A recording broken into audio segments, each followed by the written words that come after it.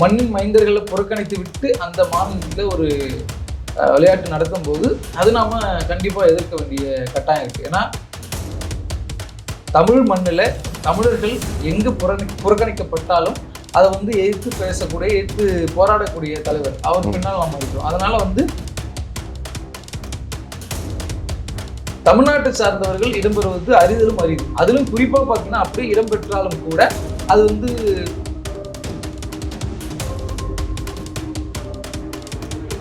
புதுச்சேரி மாநிலத்தில் நடக்கிற இந்த கிரிக்கெட் அசோசியேஷன் ஆஃப் புதுச்சேரி அப்படின்னு ஒரு சங்கம் இருக்கு. இதுக்கு பின்னாடி மிகப்பெரிய அரசியல் இருக்கு. அதனாலதான் திட்டமிட்டு தமிழர்கள் புறக்கணிக்கப்படுறாங்க. கட்டுப்பாட்டில் நாம் இருக்கிற வரைக்கும் நமக்கான உரிமை பறிக்கப்பட்டுதான் இருக்கு. தேசிய இனத்திற்கான உரிமை மறுக்கப்படும் போது அந்த தேசிய இனம் வெகுண்டு பேச்சு மொழியில தமிழ் கொஞ்சம் கொஞ்சமா சதைச்சுன்னு வராங்க.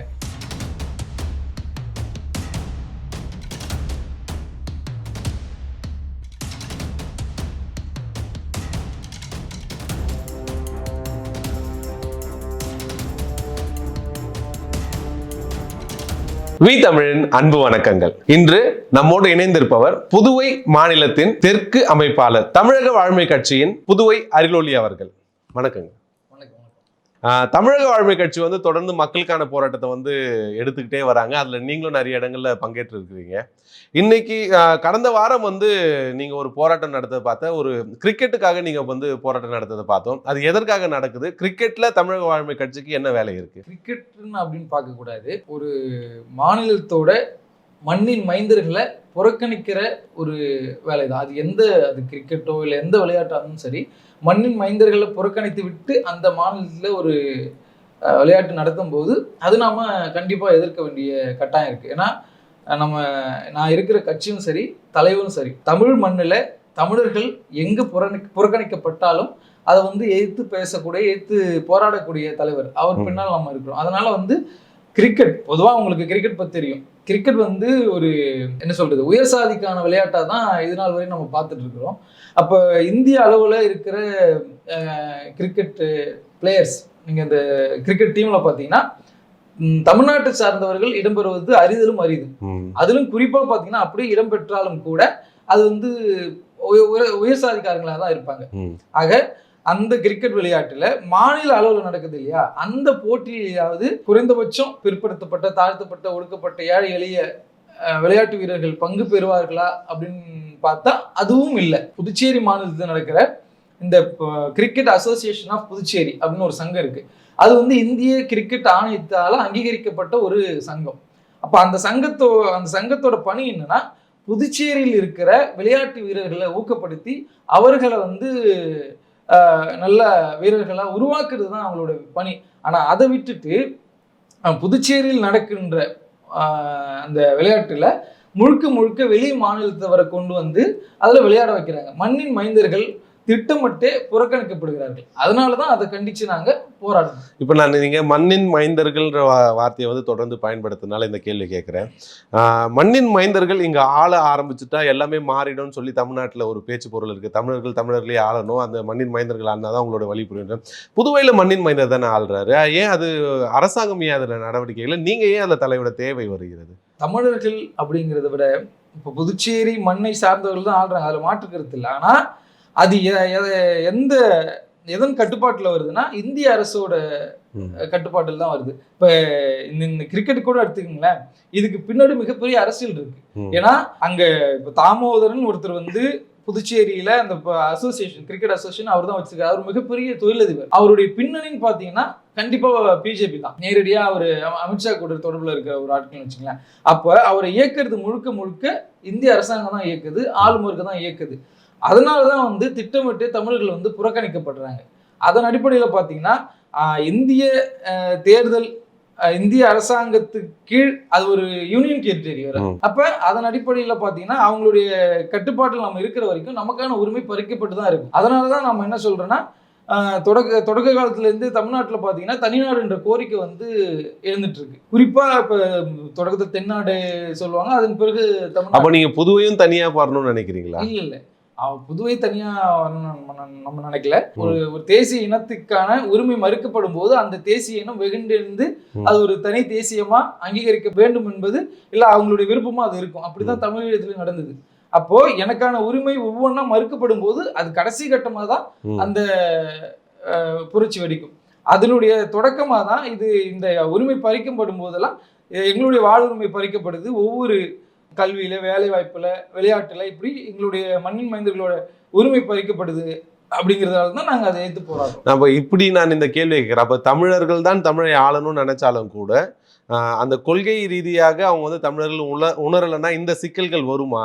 இப்போ புதுவையில் ஏற்படுற மாதிரியான சிக்கல் வந்து தமிழ்நாட்டில் கூட தமிழர்கள் ஆண்டு அவர்கள் தன்னை தமிழர்களாக உணரல, மத்திய அரசுக்கு கீழான ஒரு மனநிலை இருந்தால் கண்டிப்பாக எதுவும் இந்த சூழல் வந்து தமிழ்நாட்டுக்கும் நடக்குமான்னு கேட்குறேன். கண்டிப்பா. இப்போ ஒரு ஒரு செய்தி நம்ம உள்வாங்குறோம்னு வச்சுக்கோங்களேன். ஒரு மொழி வேற்று மொழியில் நம்ம உள்வாங்கும் போது நம்முடைய தாய்மொழியில் தான் அது நமக்கு கன்வெர்ட் ஆகி உள்ள போகும்.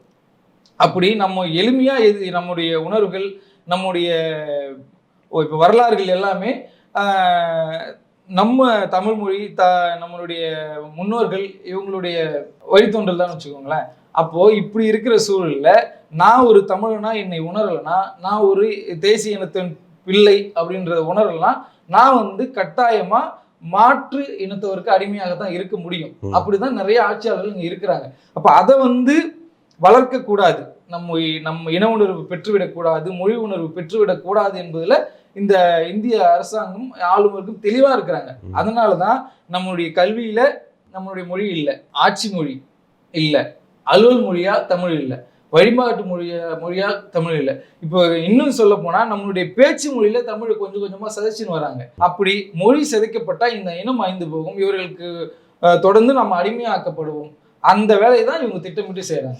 இப்போ கடந்த வாரம் இந்த கிரிக்கெட் அசோசியேஷன் ஆஃப் பாண்டிச்சேரி அந்த அந்த அந்த அமைப்பை எதிர்த்து வந்து போராட்டம் நடத்தியிருக்குங்க.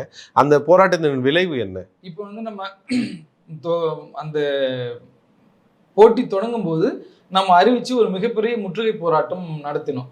அது நடத்தப்பட்ட பிறகு அடுத்த நாள்ல இருந்து அங்க மைதானத்துல பார்வையாளர்கள் கிட்டத்தட்ட 80% குறைஞ்சு போச்சு.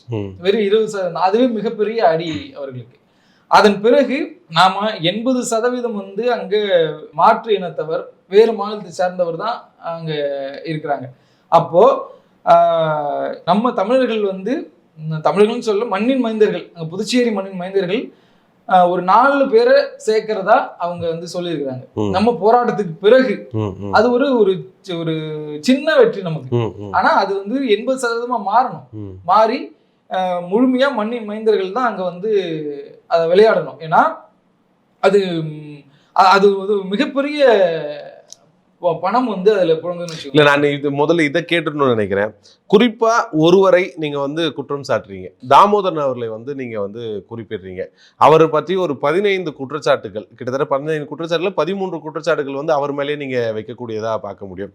அவரும் அவ்வளவு பலம் பொருந்தியவரா, ஒரு அரசை எதிர்த்தோ இல்ல அப்படி வேலை செய்யக்கூடிய பலம் பொருந்தவரா அவர் இருக்காரா? இன்னும் பிசிசிஐக்குலாம் வந்து ஏன் நடவடிக்கை எடுக்கல? தாமோதரன் வந்து ஒரு மிகப்பெரிய தொழிலதிபர். இன்னும் சொல்ல போனா புதுச்சேரி மண்ணை சார்ந்தவரே கிடையாது. அவர் வந்து மதுரை பக்கம் நினைக்கிறார் அவருக்கு சொந்த ஊர். இங்க அவரு தொழில் செய்யறதுக்காக வந்தாரு. இங்க ஒரு எஸ்கேம் டெக்னாலஜி அப்படின்னு ஒரு நிறுவனத்தை வச்சிருக்காரு.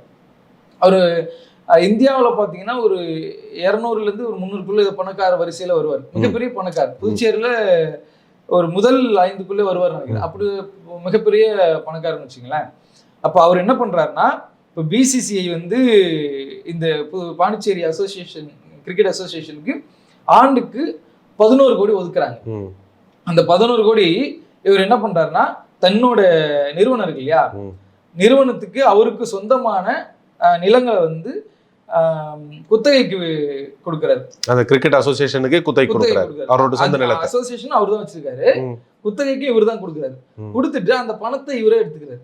அதுல வந்து அசோசியேஷன்ல தலைவர், மெம்பரு, செயலாளர், பொருளாளர் எல்லாருமே, உறுப்பினர்கள் எல்லாருமே அவங்க ஊழியர்கள், குடும்ப உறுப்பினர்கள் இவங்களே வச்சுக்கிறாங்க. வச்சுட்டு முழுக்க முழுக்க அந்த பணத்தை வந்து இவர்களே கையாடல் பண்ணிடுறாங்க. அப்போ இந்த பணம் யாருக்கு போய் சேர வேணும்னா, கிரிக்கெட் விளையாடுற ஒவ்வொரு வீரர்களுக்கும் போய் சேரணும். நீங்க ஒரு மேட்ச் நடக்குதுன்னா ஒரு மேட்சுக்கு ஒரு ஒரு வீரருக்கு அவங்க கிட்டத்தட்ட 15 லட்சம் செலவு பண்றாங்கன்னு நினைக்கிறேன். அது இல்லாம ரஞ்சி டிராஃபி நடக்கும்போது ஒரு கிரிக்கெட் வீரர் அதுல விளையாடும் போது 4 லட்ச ரூபா அதுல சம்பாதிக்க முடியும். அப்ப இவ்வளவு பணத்தையும் முறைகேடா ஊழல் செய்து சொந்த கிரிக்கெட் வீரர்களுக்கான அசோசியேஷனா அது இல்ல, முழுக்க முழுக்க இவர் குடும்பத்திற்கான அசோசியேஷனா இருக்கு. இது இல்லாம அவர் மீது நிறைய எஃப்ஐஆர் முன்னாடி பதியப்பட்டிருக்கு. அதோட செய்திகள்லாம் வெளிவந்திருக்கு. ஒரு பாலியல் குற்ற வழக்கு கூட அவர் மேல பதியப்பட்டிருக்குதா சொல்றாங்க. அப்படி பணத்தை ஊழல் பண்ணியிருக்காரு. பந்தய வீரர்கள் மேல பந்தயம் வச்சு பணம் பார்த்திருக்காரு. அது தவிர்த்து இங்கிருந்து வெளி மாநிலத்திலிருந்து வேலைக்கு வராங்க இல்லையா, வேலைக்கு ஏதோ ஒரு இதுக்கு வருவாங்க, பொழுப்பு தேடி இங்க பாண்டிச்சேரிக்கு வர அந்த வெளிமாநில வட இந்தியர்களை இங்க இருக்கிறதா சொல்லி இவர்களுக்கு போலியா ஆதார் கார்டு போன்ற போலி சான்றிதழ்கள் தயாரித்து இவர் இந்த மேட்ச்ல விளையாட வைக்கிறாரு. இது முழுக்க முழுக்க பணத்துக்காக மட்டும்தான். இப்ப நீங்க இந்த குற்றச்சாட்டுகள்லாம் ஆதாரப்பூர்வமானதா இல்ல நீங்க யூகத்தின் அடிப்படையில சொல்றீங்களா? கண்டிப்பா ஆதாரம் இருக்கு, எல்லாத்துக்குமே ஆதாரம் இருக்கு. அது என்ன ஆதாரங்கள் இருக்கு? ஆதாரங்கள் இருந்தா நீங்க அரசுகிட்டயோ காவல்துறைகிட்டயோ நடவடிக்கை கொடுத்திருக்கோம். நம்ம முதல்வர் பார்த்து கொடுத்திருக்கிறோம். இப்ப நம்ம முதல்வர் பார்த்து அந்த ஆதாரங்கள் எல்லாத்தையுமே கொடுத்துட்டு ஒரு குழு அமைக்க சொல்லியிருக்கு. ஒரு குழு அமைச்சு அதை தீவிரமா விசாரிங்க. அவர் குற்றம் செய்யப்பட்டிருக்காரு, அதுல மாற்று கருத்தே இல்லை. நீங்க தீவிரமா விசாரிச்சு அவர் மேல நடவடிக்கை எடுக்க சொல்லிதான் நம்ம கொடுத்திருக்கோம். அரசு அதுக்கு என்ன உறுதி கொடுத்திருக்கு? கட்டாயம் நம்ம விசாரிக்கணும்னு சொல்லியிருக்காரு. அவர் உடனே முதல்வர் கலெக்டருக்கு உத்தரவு போட்டிருக்காரு, விசாரிக்க சொல்லி உத்தரவு போட்டிருக்காரு. கலெக்டருக்கும் போய் பார்த்திருக்கு. கலெக்டர் நாங்க கண்டிப்பா விசாரிக்கணும்னு சொல்லியிருக்கேன். இப்போ ஒருவேளை இது நடக்கலன்னா அடுத்த கட்ட நடவடிக்கையா நீங்க என்ன செய்யணும்னு இருக்கீங்க? உங்களோட நீங்க சில கோரிக்கைகளும் வச்சிருக்கீங்க. அந்த கோரிக்கைகள் பற்றியும் நீங்க கொஞ்சம் விரிவா சொன்னீங்கன்னா உதவியா இருக்கும்னு நினைக்கிறேன். இப்போ முதல் கோரிக்கை நமக்கு இதுதான், ஒரு குழு அமைச்சு கட்டாயம் விசாரணை பண்ணணும். அடுத்தது இந்த மாநிலத்துல போட்டி நடக்கும்போது அது தேசிய அளவிலான போட்டியா இருந்தாலும் சரி, மாநில அளவிலான போட்டியா இருந்தாலும் சரி, அதுல கட்டாயம் மண்ணின் மைந்தர்கள் 80% பேர் விளையாடணும். விளையாட்டு வீரர்கள் அவங்க தான் பங்கு பெறனா. அதுல விளையாடுற அடுத்தது ரஞ்சி கோப்பை மேட்ச்ல அவங்க விளையாடாங்க. அப்படி விளையாடும் போது அதுல விளையாடுற ஒவ்வொருவருக்கும் ஒரு குறிப்பிட்ட தொகை கிடைக்கும். ஏழை எளிய மாணவர்கள், பிற்படுத்தப்பட்ட தாழ்த்தப்பட்ட மாணவர்கள் அதுல பயன்பெறுவாங்க. அது இல்லாம அவங்களுக்கு அரசு துறையில வேலை வாய்ப்புக்கு இது எங்களுடைய முக்கிய கோரிக்கையா இருக்கு. இன்னொன்னு இந்த மைதானம் இருக்கு இல்லையா, இந்த மைதானம் சில ஆண்டுகளுக்கு குத்தகைக்கு விட்டுருக்காங்க. இப்ப இந்த குத்தகை முடிந்ததும் திருப்பி இந்த விளையாட்டு வீரர்கள் எங்க போய் விளையாடுவாங்கன்னா அங்க விளையாட முடியாது. திருப்பி அந்த விளையாடுறதுக்கு அந்த தாமோதரன் அவர்கள் அந்த அதுக்கு அவர் தான் ஓனரா இருப்பார். அப்போ உள்ள போய் விளையாடுறதுக்கு சில 1000 பணம் கட்ட சொல்லுவாங்க. அது எல்லாராலையும் முடியாது. ஆக இது அரசு இவங்க விளையாடுறதுக்கு ஒரு மைதானத்தை கட்டாயம் ஏற்பாடு பண்ணி தரணும். இப்படிப்பட்ட கோரிக்கைகள் நல்ல சிறப்பான கோரிக்கைகள் தான். மக்களுக்கு தேவையானது ஒரு விளையாட்டு மைதானமே சொந்தமா விளையாட இல்லைன்னா அப்புறம் யாரையோ நம்பி தனியாரை நம்பி போக வேண்டிய சூழல் ஏற்படும். இது கிரிக்கெட்டுக்கு மட்டும்தான் பொருந்துமா? வேற விளையாட்டுகள் பாண்டிச்சேரியில அந்த மாதிரியானதுல என்ன நிலையில இருக்கு? அதை பத்திலாம் நீங்க பார்க்க ஆரம்பிச்சிட்டீங்களா? பொதுவாக இந்த அரசியல் போராட்டங்கள் எப்படி இருந்தோம், இப்போ இவங்க அணுகுன பிறகுதான் நமக்கு இது உள்ள இருக்கிற சிக்கல்கள் தெரியுது. அப்போ ஒவ்வொரு விளையாட்டும் பார்க்கும்போது சில விளையாட்டுகள் இப்படி இருக்கு. இவங்க ஒரு ஒரு அசோசியேஷன் வச்சிருக்காங்க, ஏதோ ஒரு ஸ்போர்ட்ஸ் கேம் வச்சிருக்காங்க. வச்சுட்டு பணம் வாங்கி கொண்டு அவர்களை இந்த மாதிரி தேசிய அளவிலான விளையாட்டு போட்டிகள் பங்கு பெற வைப்பது, அவங்கள்ட்ட பணம் வாங்கிட்டு சான்றிதழ் கொடுப்பது, இப்படி நிறைய பேர் அந்த மாதிரி சான்றிதழ் பெறுகிறார்கள். அவங்க வேலை வாய்ப்பு உண்மையிலே கிடைக்க வேண்டிய மக்களுக்கு, கிடைக்க வேண்டிய மாணவ இளைஞர்களுக்கு போக வேண்டிய வேலை வாய்ப்பு இந்த மாதிரி குறுக்கு வழியில போறவங்களுக்கு நிறைய வாய்ப்பு போய் சேருது. இதையும் நம்ம இனிமே அதை பார்த்து விசாரிக்க சொல்லி போராட்டங்களை நம்ம முன்னெடுப்போம். நீங்க சொன்ன ஒரு குற்றச்சாட்டை கொஞ்சம் தீவிரப்படுத்தி கேட்கணும்னு நினைக்கிறேன். போலி ஆவணங்கள் தயாரிப்பதுன்றது ஒரு மிகப்பெரிய குற்றம். அது தண்டனை இமிடியேட்டா தண்டனை கொடுக்க வேண்டிய ஒரு குற்றம். அப்படி ஒரு குற்றச்சாட்டை சொன்னீங்க. அப்படியான ஆதாரங்கள் என்ன இருக்கு உங்ககிட்ட? அவர் மேல் வழக்கு பதியப்பட்டு அந்த செய்தியே இருக்கு, அந்த தகவலே இருக்கு. அதே மாதிரி அந்த பாலியல் குற்ற வழக்கும் அவர் மீது இருக்கு. இன்னொன்னு அவர் அந்த மைதானம் கட்டியிருக்காரு இல்லையா, அந்த மைதானத்துக்குள்ள ஒரு ஏரி இருந்தது. ஏரி ஆக்கிரமிப்பு பண்ணி தான் அவர் கட்டியிருக்காருன்னு நான் சொல்லல, புதுவை முன்னாள் ஆளுநராக இருந்த கிரண்பேடி அம்மையார் சொல்லியிருக்காங்க. அவங்க அதை கண்டுபிடிச்சு அதை கையகப்படுத்தணும்னு சொல்லி ஆணையே போட்டுட்டாங்க. ஆனா அவங்க போனதுக்கு பிறகும் இந்த ஆட்சியாளர்கள் வந்து அதை கண்டுக்கிறது இல்லை. இப்போ இதுக்கான மேல் நடவடிக்கைகள் இன்னும் அரசாங்கம் நகர்த்தலையா? ஏற்கனவே எஃப்ஐஆர் இருக்கு அப்படின்னா அதை பத்தியான செய்திகள் தாளில் வந்த அளவுக்கு பெரிய செய்தியா இருக்குன்னா இதனுடைய மேல் நடவடிக்கை என்ன? அரசு அதற்கு ஏதாவது உங்களுக்கு பதில் சொன்னாங்களா இதை நீங்க கொண்டு போகும்பொழுது? அரசு அதான் சொல்றேனே, அரசு வந்து புதுச்சேரியில ஒரு அரசாங்கம் இருக்குதா என்னன்னே தெரியாத சூழல் தான் இப்போ இருக்கு. நீங்க அந்த பாரதிய ஜனதா கட்சி என்ஆர் காங்கிரஸ் கூட்டணி ஆட்சி வந்தா பெரிய, ஏன்னா மத்தியில பாரதிய ஜனதா கட்சி இருக்கு, இங்க பாலாறும் தேனாரும் ஓடும் அப்படிலாம் சொன்னாங்க. எந்த ஆறும் இல்லை. உண்மையிலே அங்க ஓடுறது சாராயாறு தான் ஓடும். முழுக்க முழுக்க இப்போ ஒரு நம்ம இப்ப கிரிக்கெட் விளையாட எந்த ஸ்போர்ட்ஸ் இருந்தாலும் சரி, மாணவர்கள் இளைஞர்கள் விளையாட போகும்போது அந்த போதை அந்த மாதிரி வஸ்துக்களுக்கு ஒரு குறிப்பிட்ட அளவு தள்ளி இருக்க வாய்ப்பு இருக்கும் விளையாட்டு தேடி ஓடும்போது. ஆனா அந்த சூழலே அங்க இல்லை.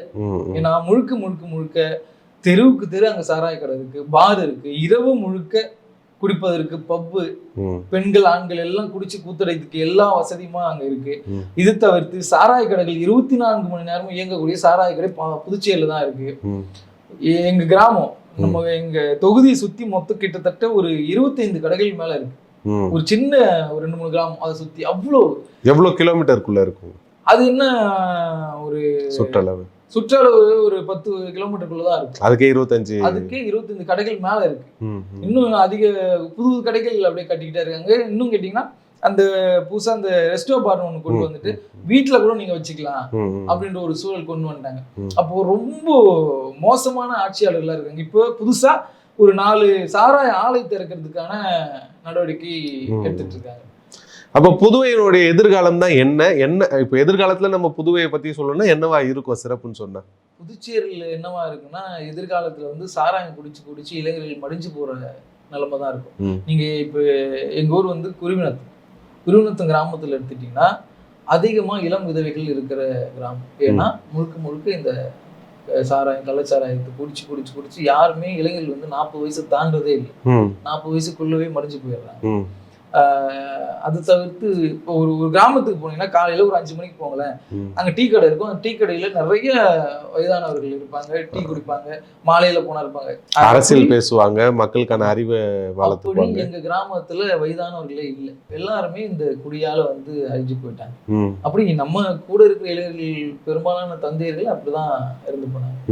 இது வந்து ஆட்சியாளர்கள் இதை பற்றியான எந்த கவலையும் படுவதில்லை. அவர்களுக்கு ஆட்சி, அதிகாரம், பணம், இதை தவிர்த்து அவங்களுக்கு எந்த திட்டமும் இல்லை. அதனாலதான் நீங்க தமிழ்நாட்டுல வந்து புதிய கல்விக் கொள்கை ஏத்து நிற்கும் தமிழ்நாடு. ஆனா புதுச்சேரி வந்து அதை வந்து அப்படியே ஆதரிக்கும். இங்க வந்து அந்த உயர் சாதிக்கான இடஒதுக்கீடு அதை வந்து இங்க தமிழ்நாடு ஏத்து நிற்கும், புதுச்சேரி வந்து ஆதரிக்கும். அதே மாதிரி பாண்டிச்சேரியில பாத்தீங்கன்னா எந்த அரசு பள்ளியிலும் தமிழ் வழி கல்வி கிடையாது. முழுக்க முழுக்க சிபிஎஸ்சி, அரசு பள்ளி முதற்கொண்டு எல்லாமே சிபிஎஸ்சி. அங்க இப்பயும் இந்த ஆண்டுல இருந்து என்னன்னா தமிழ் நீங்க தேவைப்பட்டா படிக்கலாம்னு கொண்டு வந்துட்டாங்க. வேற மாற்று மொழி எது வேணா எடுத்துக்கலாம் அப்படின்னு. அப்போ இந்த ஆட்சியாளர்களுக்கு எந்த வித அடிப்படை அக்கறையுமே கிடையாது. இவங்க ரேஷன் கடை நடத்த முடியாது, பள்ளிக்கூடம் நடத்த முடியாது, இந்த மாதிரி அரசு கல்லூரிகள் எல்லாம் சரியா நடத்த முடியாது. எதுவுமே அடிப்படையான இப்ப மின்சாரத்தை தனியாருக்கு கொடுத்துட்டாங்க. எதுவுமே மக்களுக்கான நலத்திட்டங்கள் எதுவுமே பண்றது கிடையாது. மக்கள் இதை எதிர்த்து யாரும் கேள்வி கேட்க முடியாதா, இல்ல போராட்டத்தை ஒருங்கிணைக்க முடியாதா? அப்படி எதுவும் மக்கள் ஏன் கேட்க மாட்டாங்க? புதுவையில மக்களுடைய குரல் வழி நெருக்கப்படுதா, இல்ல ஆட்சியாளர்கள் வந்து அதற்கான தகுதியானவர்கள் இல்லையா? மக்களுக்காக இயக்கங்கள் போராடி கொண்டுதான் இருக்குது. மக்கள் வந்து இந்த மின்சார இதுக்கு கடுமையா போராடினாங்க. ஒவ்வொரு கிராமத்திலையும் போராடினாங்க. இன்னும் அதோடைய பிரதிபலனா பாத்தீங்கன்னா போன நாடாளுமன்ற தேர்தலில் ஆளும் கட்சி நமச்சிவாயம் அவர்கள் பாரதிய ஜனதா கட்சி சார்ந்தவர் நின்னாரு. அதை எதிர்த்து வைத்திலிங்கம் போட்டிட்டார். அப்போ ஆளும் கட்சி அதிக சட்டமன்ற உறுப்பினர்கள் உடையவர்கள், மத்தியில அவங்க ஆட்சி தான். ஆனா தமிழ்நாடு புதுச்சேரியில கடுமையா தோற்கடிக்கப்பட்டார். பெருவாரியான வாக்கு வித்தியாசத்தில் தோற்கடிக்கப்பட்டார். ஏன்னா மக்களுக்கு அந்த கோபம் இருக்குது. மின்சாரத்தை இப்படி தனியாருக்கு கொடுத்துட்டு ரொம்ப ஒரு வீட்டுக்கு குறைஞ்சது 1000 ரூபாய் இல்லாம வர்றதே கிடையாது மின்சாரம்.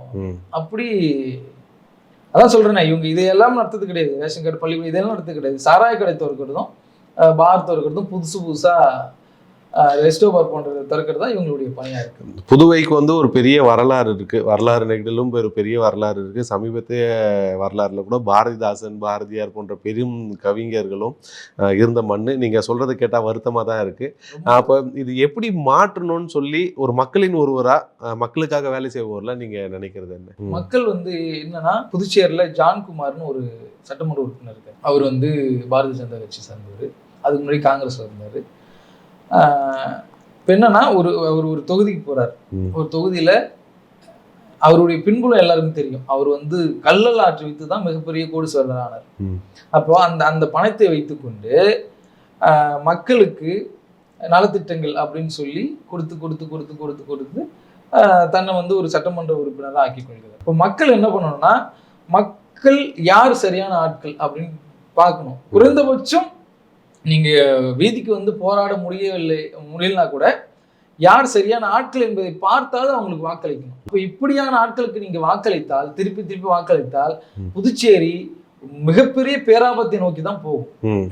அப்போ குறைந்தபட்சம் அது மக்கள் கையில தான் இருக்கு. இப்போ புதுவை வந்து ஒரு நீண்ட நாள் கோரிக்கை இருக்கு. புதுவை வந்து ஒரு மாநிலமா அறிவிக்கணும், நாங்களே எங்களுடைய சுயாட்சியா நாங்க செய்துக்கணும்னு ஒரு இதுவா இருக்கு. ஒரு யூடியா இல்லாம, யூனியன் டெரிட்டரியா இல்லாம ஒரு சுய மாநிலமா, ஒரு தனி மாநிலமா ஆயிடணும்னு சொல்லி அந்த கோரிக்கைக்கு மக்கள் வலு சேர்ப்பார்ல? மக்கள் அது ஆதரவு நிலையில் தான் இருக்காங்களா இன்னமும்? கட்டாயமா அது கிட்டத்தட்ட 100% அதுக்கு வந்து ஆதரவா நிற்பார்கள். அந்த மண்ணை சார்ந்தவர்கள் கட்டாயமா எங்களுக்கு மாநில அந்தஸ்து வேணும். ஏன்னா நீங்க இப்ப சட்டமன்றத்துல ஒரு தீர்மானம் நிறைவேற்றப்படுது அப்படின்னா அது வந்து ஆளுநர் நிராகரிப்பார். இப்ப இங்க புதுச்சேரியில வந்து முதல்வருக்கு அதிகாரம் இல்லைன்னு அவரே சொல்றாரு. அப்ப அப்படிப்பட்ட சூழல்ல மக்களால் தேர்ந்தெடுக்கப்பட்ட ஒரு அரசாங்கத்திற்கு எந்தவித அதிகாரமும் இல்லாம எதுக்கு அங்க 30 சட்டமன்ற உறுப்பினர்கள், ஒவ்வொரு துறைக்கு அமைச்சர்கள், சபாநாயகர், இதெல்லாம் தேவையில்லாத ஒண்ணு. IAS அதிகாரிகள் மட்டும் 30 IAS அதிகாரிகள் இருக்காங்கன்னு நினைக்கிறேன் பாண்டிச்சேரி. தமிழ்நாட்டுக்கே அவ்வளவு இருப்பாங்களான்னு தெரியல. ஆக ஒரு மாநில அந்தஸ்து கட்டாயம் தேவை. அது வந்து பொதுமக்கள் 100% ஆதரிப்பார். அதை தீவிரப்படுத்த தமிழக வாழ்மை கட்சி என்ன செய்யும்? ஏன்னா நீங்க சொன்ன நிறைய சிக்கல்கள் இருக்கு. அந்த சிக்கல்களுக்கு கடைசியில கொண்டு வந்து நிற்கிற இடம் அரசாங்கத்துக்கிட்ட தான் நிற்க முடியும். அரசுக்கு அந்த பலம் இல்லைன்றதை தான் கடைசியில் நம்மளால புரிஞ்சுக்க முடியாது. அந்த பலத்தை வந்து மாநில அந்தஸ்து கிடைச்சிடும்ன்ற மாதிரி நீங்க சொல்றீங்க. அதற்கு தமிழக வாழ்மை கட்சி என்ன செய்யும்? அடுத்து கட்ட செயல் திட்டம் எங்களுக்கு அதுதான். இந்த தேர்தலுக்குள்ள அங்க போட்டியிடுற அனைத்து கட்சிகளுமே அவங்களுடைய தேர்தல் அறிக்கையில மாநில அந்தஸ்து நாங்கள் பெற்றுத்தருவோம் என்ற அறிக்கை கட்டாயம் இருக்கணும். அதுக்கான பிரச்சாரங்கள், பொதுக்கூட்டங்கள், போராட்டங்கள் அனைத்தையுமே தமிழக வாழ்மை கட்சி கட்டாயம் முன்னெடுக்கும். அதுக்கான செயல் திட்டம் எங்கிட்ட இருக்கு. குறிப்பா இன்னைக்கு இந்த சூழல்ல எந்த போராட்டங்கள்னால வெளி மாநிலத்தை வந்துட்டாங்கன்னு சொல்றீங்க? எந்த குற்றங்கள் நடந்தாலும் வெளி மாநிலத்தை வந்துட்டாங்க, அதனாலதான் சிக்கல், அதனால சிக்கல். அப்படி நீங்க வெளி மாநிலத்தை வந்ததை எப்படிதான் உறுதிப்படுத்துறீங்க? கடந்த ஒரு 2 ஆண்டுல எங்க அண்ணன் வேல்முருகன் அவர்கள் வந்து சட்டமன்றத்துக்கு வெளியில நின்று ஒரு பிரஸ் மீட் கொடுத்திருப்பார். அதுல பட்டியலே கொடுத்திருப்பார். எவ்வளவு குற்றங்கள் நடந்திருக்கு தமிழ்நாட்டுல. அந்த குற்றங்கள்ல எந்தெந்த குற்றங்கள் வெளிமாநிலத்திலவரால் நடத்தப்பட்டிருக்கு, எத்தனை குற்றங்கள் பதியப்பட்டிருக்கு அப்படின்னு சொல்லிருப்பாரு. அதுல வந்து குறிப்பிட்ட சில கொலைகள்லாம் இருக்கும். நீங்க ராமேஸ்வரத்துல வந்து ஒரு பெண்ணை வந்து நாசம் பண்ணி எரிச்சு புதைச்சிருப்பாங்க. அது வந்து பண்ணது வந்து வெளிமாநிலத்தவர் தான். இந்த திருப்பூர்ல ஒரு நிறுவனத்துல வந்து தமிழர்கள் அடிச்சு வரட்டு இருப்பாங்க. இதை விட இன்னும் அதிகபட்சமா பாத்தீங்கன்னா காவல்துறையை அடிச்சிருப்பாங்க. அப்படி எல்லாம் நீங்க தொடர்ந்து செய்திகளை பாக்குறோம். இன்னும் கொடுமையா நீங்க பாத்தீங்கன்னா சில வெளிமாநிலத்தவர் வந்து அவங்களுடைய மத வழக்கம்னு ஒண்ணு சொல்றாங்க இல்லையா, புதுச்சேரியில என் கண் முன்னாடி நடந்தது. இப்போ நம்ம வீட்டு பெண் பிள்ளைகளை நம்ம சின்ன வயசுல இருந்து ஈ கடிக்காம, கொசு கடிக்காம, எறும்பு கடிக்காம பார்த்து வளர்த்துருப்போம். பெற்றோர்கள் பார்த்து வளர்த்துருப்பாங்க. படிச்சு எப்படியாச்சும் பெரிய ஆள் ஆக்கணும் நம்ம பள்ளிக்கு அனுப்புறாங்க. அப்போ புதுச்சேரியில 45 அடி சாலை ஒரு இடம் இருக்குன்னு வச்சுங்களேன். அங்க நான் ஒரு நாள் பாக்குறேன், ஒரு நிர்வாண சாமியார் அந்த சாலையில ஊர்வலமா நிர்வாணமா வராது. அந்த மதத்தை சார்ந்தவர்கள் கூடி ஒரு 100 பேர் வராங்க. பெண்கள், ஆண்கள் எல்லாரும் சேர்ந்து வராங்க. இது காவல்துறை பாதுகாப்பு. அப்போ இப்படி வந்து புதுச்சேரி மாறினா நம்ம வீட்டு பெண் பிள்ளைகளை நம்ம எப்படி படிக்க அனுப்புறது? இப்படியான கலாச்சார சீரழிவு நடக்குது. அப்ப இதெல்லாம் வடநாட்டவர்கள் இங்க வந்து ஆக்கிரமிப்பு பண்ணதுனாலதான் நடக்குது. அந்த தொகுதி, காமராஜர் தொகுதி, அது கிட்டத்தட்ட 50% வடமாநிலத்தவர் தான் அங்க வசிக்கிறாங்க. நீங்க கடலூர்ல ஒரே ஒரு வார்டு மட்டும் பிஜேபி ஜெயிச்சிருப்பாங்க போன உள்ளாட்சி தேர்தலில். அந்த வார்டில் பார்த்தீங்கன்னா அதிகமா இருக்கிறது வந்து வட மாநிலத்தவர். இப்ப நீங்க ஆதாரம் கேக்குறீங்களே, இந்த கிரிக்கெட்ல கூட நீங்க வந்து அந்த சொல்றீங்க வட மாநிலத்தர் வந்துட்டா சொல்றீங்க, அதுக்கு ஏதாவது பட்டியல் ஏதாவது வச்சிருக்கீங்களா? மொத்தம் வந்து 200 பேர் இந்த பாண்டிச்சேரி அசோசியேஷன், கிரிக்கெட் அசோசியேஷன்ல இவங்க மேட்ச் நடத்துறதுல வந்து 200 கிரிக்கெட் வீரர்கள் இருக்காங்க. அதுல நீங்க பேரை பாத்தீங்கன்னா, இது வந்து பாண்டிச்சேரியில ஊசுடுன்னு ஒரு தொகுதி இருக்கு. அந்த தொகுதிக்கான ஒரு விளையாட்டு வீரர்களோட அந்த டீமோட பட்டியல்: நிதின் பிரணாவ், ராஜசேகர் ரெட்டி, ஜூலியன் ஜாப்கோ எட்வர்ட், ஷாலேஷ் வைத்தியநாதன், ஆஷ்ரிட், கங்கா ஸ்ரீதர் ராஜு, ஜஸ்வந்த் ஸ்ரீராம், ஆதித்ய சிங் சௌஹான், புனீத் ராஜ்குமார் திருப்பதி, அரவிந்த் ராஜ், கார்த்திகேயன், கிருஷ்ணா டாட் பாண்டே, முகமது சவிக்வுதீன், சதீஷ் ஜங்கீர், சிதாக் குர்விஞ்சர் சிங், சாய் சரண், ஓமர் பட்னி, அனிவிஷ்கான் ஜிபி, தாமரை கண்ணன், விஷ்ணு, சத்விக் தேஸ்வால், அட்சயன், ஹாரிஷ் மரைக்கர்.